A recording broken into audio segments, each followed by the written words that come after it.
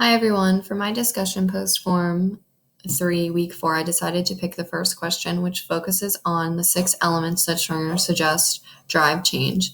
In my district, I believe it would be important to first look at the roadblocks to change and discuss these. Then I would look at the change as a district that we would want to implement. And I believe this would be beneficial because it's important to know what challenges we will be met with first. Some of these challenges that Schreiner discussed are the fear of change, thinking it's too hard, thinking that there is no time for this, and a lack of collaboration. These are just a few of the issues that can be faced with change. Once these roadblocks are considered, it is important to consider the process of the change. And when thinking of this process, it is important to ask why, how, and what.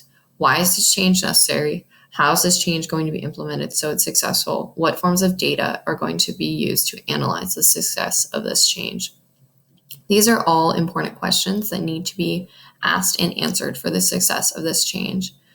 One change that I would like to see within my district is switching from a one-to-one school back to having the computer stored in the classroom of the teacher. This change is important because the students are misusing the laptops and damaging their laptops, and this is impacting the instruction time and cost that the school has to use to pay to fix the laptops. This will help improve the lifespan of the laptops, and it will help ensure that the laptops are ready to use for each student when they come into the classroom.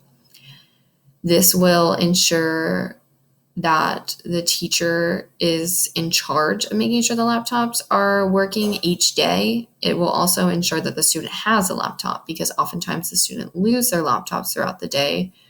This change will be implemented the next school year, 2020-2021, and it'll hold the old policies before we went to a one-to-one school, which was 2019-2020.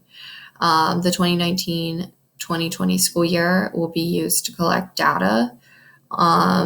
Each time a computer is broken, you need to submit an IT request. So we will compare the IT request for this year compared to previous years whenever we were not a one-to-one school.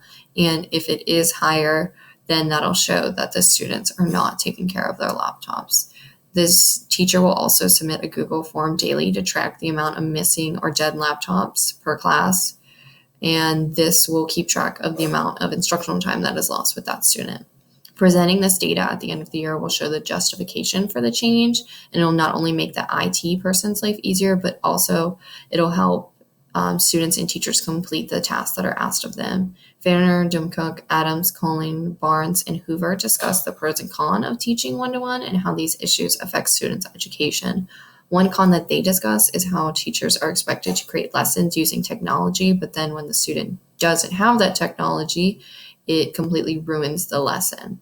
This is one con that my plan is going to address and hopefully change. Demontry 31:6 NIV version states, "Be strong and courageous. Do not be afraid or terrified because of them, for the Lord your God goes with you. He will never leave you nor forsake you." With all this change, we must be courageous and strong. It will not be easy, but it'll be worth it.